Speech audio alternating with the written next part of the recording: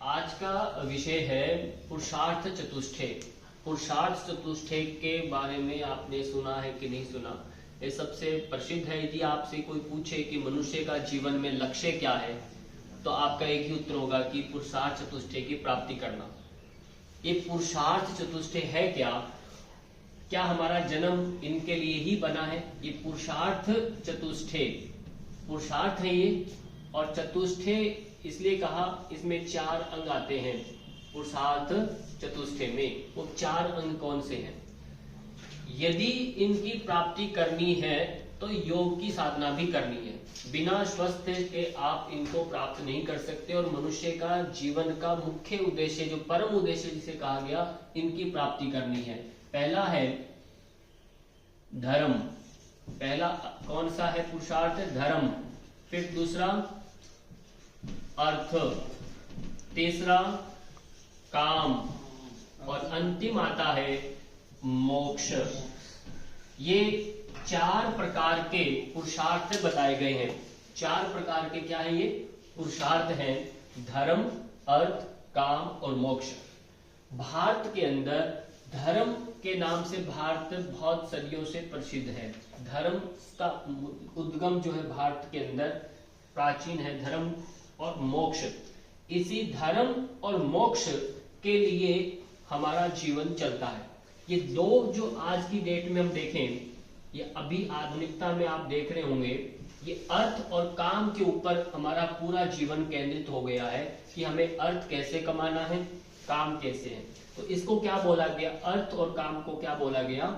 ये साधन है। क्या है ये साधन कहलाते हैं। यदि हमने धर्म और मोक्ष की बात करते हैं, इन धर्म और मोक्ष की बात करें तो इसको बोलते हैं साधना। क्या बोलते हैं इनके? इसको नाम दिया गया साधना का। आज का जो मनुष्य, आज का जो भारतीय, यूं कहें कि आज जो भी इस पुरुषार्थ चतुष्टय ने जीवन के उद्देश्यों को नहीं जानता, वो केवल और केवल इन साधन की ओर भाग रहा है, यानी अपनी साधना को छोड़ करके। साधना मीन्स धर्म और मोक्ष का जो मार्ग को छोड़ करके अर्थ और काम के लेवल एक ही तरफ वह भाग रहा है, इसको बोलते हैं साधन। पश्चिम देश आज की डेट के अंदर, पश्चिम देश जो है वो इन साधन से उब चुका है। यानी वो उसके पास अर्थ की कमी नहीं है, काम की उसके पास कमी नहीं है, सारा ऐश्वर्य जीवन का उसने भोग विलास से सबसे प्राप्त कर चुका है। अब उसको क्या चाहिए? मोक्ष चाहिए, मुक्ति चाहिए, धर्म चाहिए। इसलिए वो भारत की ओर आ रहा है, बार बार योग को दिन अपने जीवन में अपना रहा है। उसके पीछे कारण क्या हुआ? धर्म और मोक्ष। पर ये कंप्लीट चाहिए। जब हम इसको कंप्लीट का मतलब, हम जो भी अर्थ का उपार्जन करना चाहते हैं वो धर्म के मार्ग से होकर जाए, किसी को तंग करके नहीं जाना, लोकहित के भाव से जाएगा। धर्म से आपने अर्थ का संचय करना। अर्थ जब संचित होता है तो आपकी अनंत जितनी भी कामनाएं हैं, भले चाहे आपका रोटी, कपड़ा, मकान एक बेसिक बुनियादी हैं, तो उनको आप पूर्ण करें। जब पूर्ण हो जाए तब जाकर के मोक्ष का मार्ग प्रशस्त होता है। बिना धर्म, बिना अर्थ, बिना काम आप मोक्ष को प्राप्त नहीं कर सकते। ये मोक्ष को प्राप्त करना ही मनुष्य का मुख्य उद्देश्य है। इसलिए आयुर्वेद शास्त्रों में कहा, धर्मार्थ काम मोक्षा नाम आरोग्य मूलम उत्तमम। अब इन चारों को प्राप्त करने के पीछे सबसे बड़ा जो मुख्य एक कारण है वो क्या है?